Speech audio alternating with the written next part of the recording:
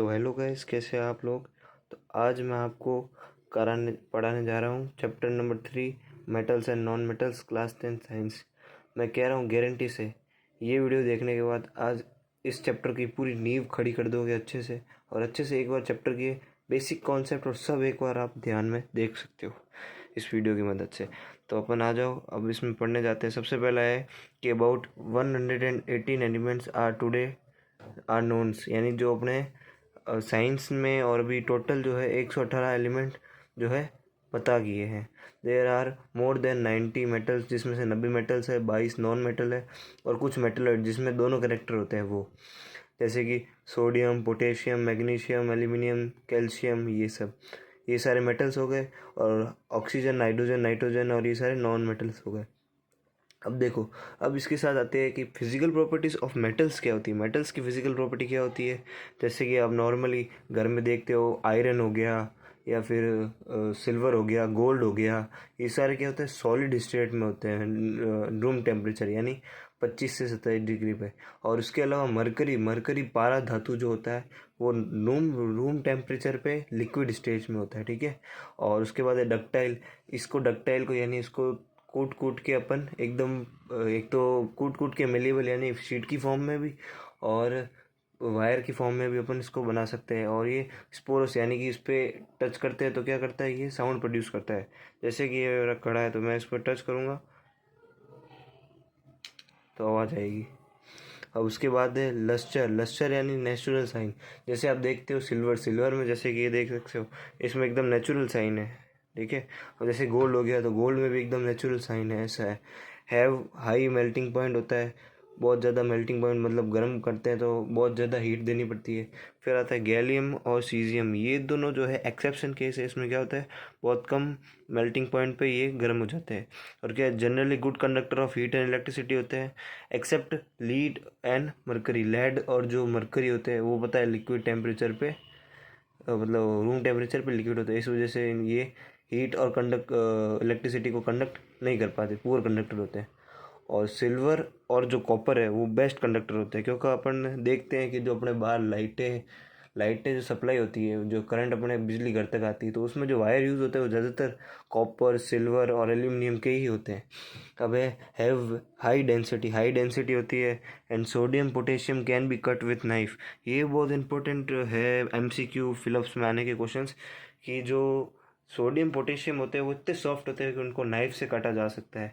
और उनके अंदर डेंसिटी लो होती है, क्योंकि उनके बीच के जो पार्टिकल की जो मॉलिक्यूलर फोर्स, जो बीच की जो गैप होती है ना, वो थोड़ा ज़्यादा होता है, इस वजह से उनको कट इजीली किया जा सकता है। और physical properties of non metal क्या होता है, ये ज़्यादातर क्या होता है, सॉलिड और गैस होता है, गैस में मिलते हैं अपन को। और एक एक्सेप्शन हो गया इसमें भी, ब्रोमीन, जो कि लिक्विड की तरह होता है।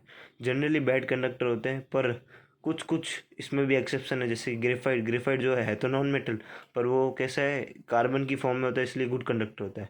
और नॉन स्पोनस यानी कि आवाज़ नहीं करते हैं, ना ही ये शाइन करते हैं। पर एक नॉन मेटल है जो कि आयोडीन, जो कि शाइन भी करता है, जैसे कि आपने देख रखा होगा आयोडीन कभी कभी शाइन करता है, जैसे लाल दवा उसमें आती है ना, वैसे टिंचर आयोडीन करके भी कुछ आता है, वैसा कुछ। Metal from basic oxide like MgO। While देखो, अब इसमें आ गया ना, जो मेटल्स है वो क्या करते हैं, बेसिक ऑक्साइड्स बनाते हैं, और जो नॉन मेटल्स है वो एसिड ऑक्साइड्स बनाते हैं, ठीक है। फिर उसके बाद में है chemical properties of metal. Chemical properties of metal में आ जाएगा reaction with air, metal can burn in air, ये हो गया। जिससे अपन क्या करते हैं, मेटल को ऑक्सीजन के साथ बर्न करते हैं, मेटल ऑक्साइड, जैसे Mg+ हो तो MgO। और सम मेटल्स लाइक Na और K are keep immerse in kerosene oil. इनको केरोसिन ऑयल में इसलिए रखा जाता है क्योंकि अगर इनको एयर में रखा जाए तो वो क्या करते हैं, बहुत विगियसली यानी एकदम से रिएक्ट करते हैं और हीट प्रोड्यूस करते हैं, और उसमें उस समय पे आग लग जाती है। अब सब मेटल्स जैसे कि MgAl Zn Pb react slowly with air, बहुत धीरे धीरे स्लो एयर से रिएक्ट करते हैं और फॉर्म ऑफ प्रोटेक्टिव लेयर, इन पर भी एक लेयर चढ़ाई हुई होती है, एक प्रोटेक्टिव लेयर बना देते हैं, ठीक है। Mg can also burn in air. Magnesium को भी एयर में बनाया जलाया जा सकता है with dazzling light to form oxide, जिसके अंदर क्या है, ये वाइट कलर की एकदम चमचमाती हुई लाइट जैसा धुआं छोड़ता है, जिससे पता चलता है कि ये मैग्नीशियम मेटल है। अब Fe और Cu doesn't burn in air, इनको एयर में जलाया नहीं जा सकता, but combine with air to form oxide. इनको ऑक्साइड ऑक्सीजन के साथ में जो है कंबाइन कराएंगे ताकि ऑक्साइड बना सकते हैं। ये जलते नहीं है एयर में, पर इनको ऑक्साइड बना सकते हैं। When iron filling burn with speckle over flame, पर जो आयरन की जो फिलिंग्स होती है, जैसे आयरन का बुरादा होता है, उसको अगर अपन जलाते हैं तो वो जल जाता है। Metal like silver, platinum and gold doesn't burn और रिएक्ट विथ एयर। अब कुछ कुछ जो मेटल होते हैं जो अंडररेटेड होते हैं, जो किसी के होने या ना होने से प्रभावित नहीं होते, जैसे कि हो गया Na+O2। तो ये क्या है कि ऑक्सीजन में रखने पे भी ये प्रभावित नहीं हो रहे। जैसे कि हो गया सोडियम, हो गया मैग्नीशियम, हो गया एल्यूमिनियम, हो गया सी हो गया, तो ये सारे क्या है प्रभावित हो जाते हैं। पर प्लेटिनियम, गोल्ड और सिल्वर ये प्रभावित नहीं होते हैं, तभी लंबे समय तक चलते हैं।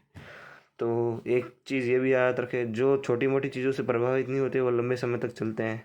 तो ऐसे ही अपने जीवन में भी इसका प्रयास करें। अब है एम्फोटेरिक ऑक्साइड। एम्फोटेरिक ऑक्साइड होती है metal oxide which react with both acid as well as bases to form salt and water.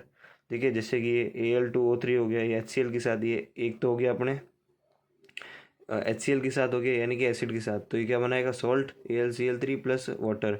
अब ये हो गया Al2O3 सेम ही NaOH के साथ, तो ये क्या बन गया सॉल्ट प्लस वाटर। ठीक है, अब रिएक्शन विथ वाटर, इसमें ये तीन है मेटल जो है, hot water, steam water, cold water. जब मेटल कोल्ड वाटर के साथ करेगा तो इससे ये दोनों काम आएंगे। हॉट वाटर में Mg और स्टीम में AlFi। ये इजीली मैं आपको समझा रहा हूँ, जिससे आपको कोई भी दिक्कत नहीं होगी इस चैप्टर को पढ़ने में। बच्चों को क्या दिक्कत होती है इस चैप्टर को, पर ये चैप्टर बहुत ईजी है। अब ये है Na+H2O, NaOH+H2। ठीक है, ये तो नॉर्मल रिएक्शन से आप भी समझ लोगे। अब ये देखना, in case of CaMg the metal starts floating due to doubles of hydrogen sticking on the. ये देखना, ये जब ये रिएक्ट करते हैं ना, तब क्या करते हैं, हाइड्रोजन गैस के कारण ये ऊपर तैरने लगते हैं। तो ये चीज़ याद रखना आपको। अब ये कुछ रिएक्शंस है, ये तो थोड़ा आप देख सकते हो आराम से, कोई दिक्कत नहीं है, हाँ, समझ में भी आ जाएगा। फिर उसके बाद में आ गई अपनी रिएक्टिविटी सीरीज। तो reactivity series is a list of metal arrange in order of decreasing order. ठीक है, अब देखो इसमें मैं आपको एक ट्रिक बता देता हूँ। तो कटरी ना ने कार मांगी अल्टो जैन फरारी, फिर भी हाय क्यों मिली मिली यानी मरकरी, सिल्वर Ag यानी silver, plated plated Alto Alto हो गया। ठीक है, उसके बाद में ये हो गया, और ये कुछ रिएक्शंस है। अब इसमें FeSO4 ये इससे रिएक्ट कर सकता है, पर जब अपन है ना ये चेंज कर दे Cu प्लस में ZnSO4 कर दे तो वो रिएक्ट नहीं होगी, क्योंकि रिएक्टिविटी सीरीज के अकॉर्डिंग Zn जो है वो Cu से ज़्यादा पावरफुल है। इसलिए ये भी कुछ डिफरेंसेस है मेटल और नॉन मेटल में। Reactivity of metal can be understood by tendency to attend a complete fulfil electron. जैसे फुलफिल इलेक्ट्रॉन, इलेक्ट्रॉन के अंदर वो शेल होता है ना KLMn, तो उसमें फुलफिल इलेक्ट्रॉन होंगे तो वो एकदम उसकी रिएक्टिविटी उतनी ज़्यादा होगी। तो और ये देखो लास्ट वाली लाइन बोलो, oppositely charge ions attract each other and are held by strong electrostatic force of attraction forming ionic compound. आ गया समझ में कि जो अपोजिट चार्ज होते हैं प्लस माइनस, वो अट्रैक्ट करते हैं इस अदर को, और वो क्या करते हैं स्ट्रॉन्ग इलेक्ट्रोस्टैटिक फोर्स स्ट्रॉन्ग, यानी उनके बीच का जो इलेक्ट्रोस्टैटिक फोर्स है वो सबसे ज़्यादा होगा। इस वजह से वो आयोनिक कंपाउंड बनाते हैं। जैसे इधर Mg हो गया, वो Mg 2 इलेक्ट्रॉन लेगा और वो स्टेबल फॉर्म में जलाएगा। ये Cl2 है, 2 इलेक्ट्रॉन देगा और Cl माइनस में हो जाएगा। तो जब Mg और Cl जुड़ेंगे तो क्या होगा वो भी देख लीजिए। जैसे Mg+2 यानी वैलेंसी 2 है, तो इसके लिए 2Cl चाहिए, तो MgCl2 बन जाएगा। और उसके बाद में प्रॉपर्टीज़ ऑफ आयोनिक कंपाउंड, ये आप देख सकते हैं, इजी है बहुत। अब अपन आते हैं एक्रेंस, एकदम लास्ट टॉपिक है चैप्टर का, और बहुत अच्छे से देखना क्योंकि एग्ज़ाम में बहुत चांसेस हाई है इस टॉपिक से क्वेश्चन आने का। एक्रेंस ऑफ मेटल, जैसे कि मेटल को अपन ज़्यादातर देखा तो यूं ही तो नहीं मिल जाता, ये कहीं ना कहीं मेटल होता ही होता है, यानी कोई खदान से हो गया, कोई ज़मीन के अंदर हो गया, वो समझ लो अर्थ के अंदर ही होगा। तो उसको निकालने का जो प्रोसेस होता है उसमें एक्रेंस ऑफ मेटल यानी मेटल को निकालना। जैसे कि मेटल्स कौन कौन सी फॉर्म में पाए जाते हैं देखो, जैसे कि minerals, elements of compounds occurring naturally are minerals. Naturally जो अकर होते हैं उसको क्या कहते हैं मिनरल्स। और ORES यानी कि minerals form which metal can B profitably accept इन और क्या होता है ये चीज़ भी समझिए। जैसे कि अपन एक चीज़ को प्योर फॉर्म में निकालते हैं वो तो हो जाएगा उसके प्योर फॉर्म, और जो मिक्स फॉर्म हो जाएगा वो हो जाएगा और। फॉर एग्जांपल सल्फाइड और ऑक्साइड और कार्बोनेट और, ठीक है। अब metal at bottom of activity series like, जैसे कि मैंने सबसे नीचे बताया आपको गोल्ड, प्लेटिनियम, सिल्वर, ठीक है। ये सारे तो क्या है जनरली फ्री स्टेट में होते हैं क्योंकि इनको कोई फ़र्क नहीं पड़ता जैसा कि मैंने बताया। But copper and silver also occur in sulphide and oxide four, और कॉपर सिल्वर जो है सल्फाइड और ऑक्साइड फोर में हो सकते हैं, ये तो सही है। Sodium of metals of medium reactivity जैसे कि mainly as oxide sulphides and carbonates, ठीक है। ये सारे जो है सल्फाइड्स और ऑक्साइड्स की फॉर्म में होते हैं। ऊपर वाले में सबसे बॉटम में तो दो ही जो होते हैं सिल्वर और ये, और इस वाले में ये हाई रिएक्टिविटी जैसे के कटरीना ने कार मांगी अल्टो आर वेरी हाई होते हैं। तो thus forced in combined state में दोनों में होते हैं। अब ये एक चीज़ आ गई गॉग क्या होता है, और are naturally formed mix impurities like soil. अब जो और जो है वो मैंने बताया मिक्सचर होता है, तो मिक्सचर के अंदर जो सॉइल एक तो मेटल हो जाएगा, एक जो उसके साथ वाली जो चीज़ हो जाएगी ना उसको कहते हैं गॉग। जैसे कि साइंटिफिक लैंग्वेज में इसको गॉग कहते हैं, जैसे सैंड हो गया, सॉइल हो गया, ये सारे, ठीक है। और इसको इजीली रिमूव किया जाता है और से। अब मेटलर्जी क्या है, एक तरीके से डिपार्टमेंट भी होता है जिसमें क्या है कि अपन को खदान जैसे माइनिंग है, माइन में से अपन को कैसे निकालते हैं ये पूरा प्रोसेस मेटलर्जी में जाता है। Stepwise process of obtaining metal from its ore, जैसे कि ये सारे प्रोसेस होते हैं रिफाइनिंग और एनरिचिंग और ऑब्टेन फ्रॉम दी एनरिचड ओर, ठीक है। अब उसके बाद में extracting metal low in the activity series, अब by heating the ore in an high air at high temperature में ये रिएक्शन हो जाएगी। Copper of form copper sulphide, copper को कॉपर सल्फाइड से, तो ये वाली रिएक्शन है। ये जैसे रिएक्शन इतनी ज़्यादा नहीं, बस इसका प्रोसेस पूछ लेते हैं। Extracting metal in the middle of activity series, वो तो लो थे एकदम सबसे नीचे में जो भी ये मरकरी हो गया, सिल्वर हो गया। अब मिडल वाले चीज़ें पूछ सकते हैं, जैसे मिडल वाले में क्या है, metals are early easier to obtain from oxide और थर्स सल्फाइड एंड कार्बोनाइट और are converted into oxide metal और heated strongly in excess of air, ठीक है। ये सारी होते हैं उसमें। और एक चीज़ याद रखना, इसको रोस्टिंग कहते हैं। रोस्टिंग कैसे, जैसे कि इसको है ना हीट किया जाता है इन एक्सेस ऑफ एयर, यानी एयर की मात्रा ज़्यादा होती है इस वजह से इसको हीट किया जाता है, तो इसको रोस्टिंग कहेंगे। अब कैल्सिनेशन क्या होता है, कैल्सिनेशन में मेटल और हीटेड स्ट्रांगली इन लिमिटेड और नो सप्लाई, जब सप्लाई ऑफ एयर हो ही ना तब उसको कैल्सिनेशन कहते हैं, जब उसको हीट किया जाता है बिना सप्लाई ऑफ एयर के। अब रिडक्शन ऑफ मेटल ऑक्साइड जैसे कि यूजिंग कोक कोक एक तरीके से रिड्यूसिंग एजेंट होता है जो कि क्या करता है, रिड्यूस करता है मेटल को। जैसे कि कोक यानी एक तरीके से कार्बन ही समझो। तो ये जब ZnO को O के साथ रिएक्ट करेंगे तो CO निकल जाएगा, कार्बन मोनोऑक्साइड, और Zn अपना मिल जाएगा।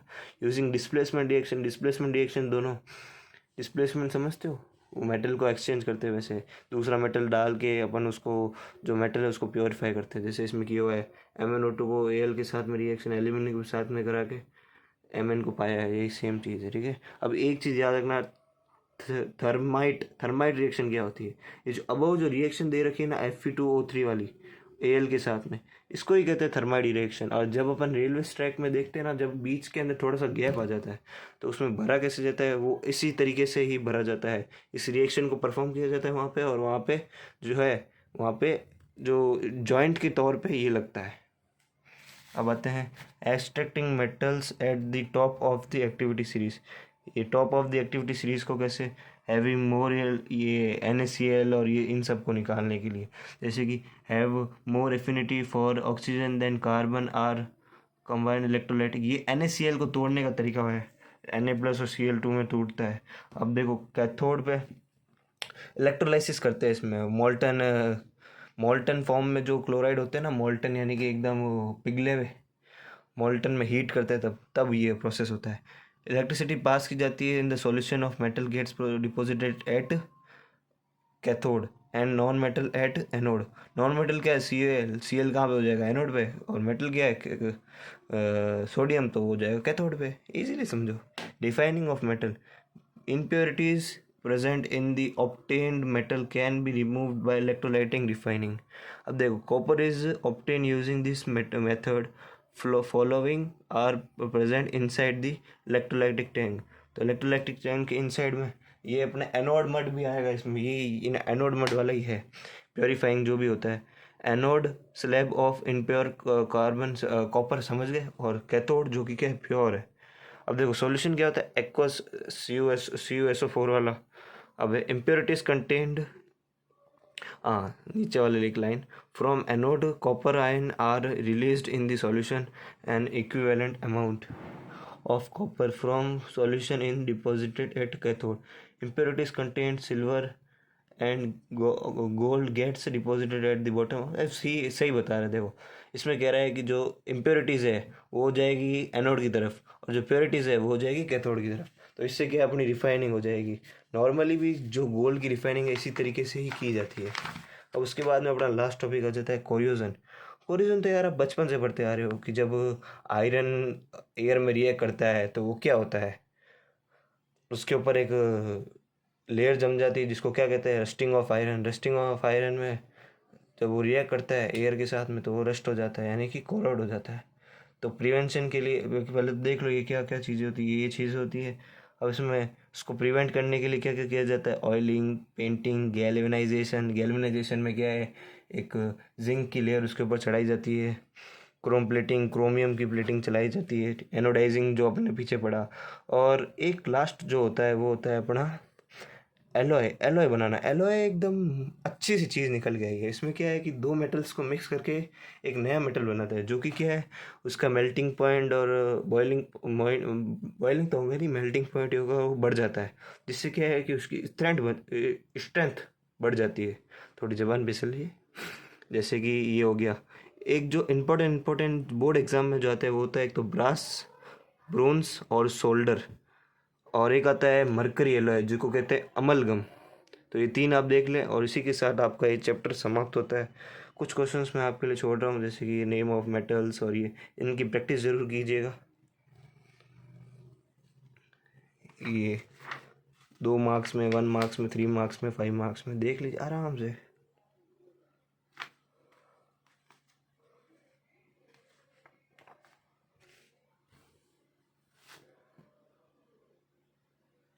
और अगर आपको थोड़ा बीफ में पढ़ना हो एकदम एकदम डिटेलली, तो डिटेल में मैंने ये मेटल एंड नॉन मेटल्स के बारे में लिख रखा है, वो भी आप एक बार देख सकते हैं। आराम से देखिए मेटल्स और ये सारे, वीडियो को पॉज करके आराम से देख सकते हो।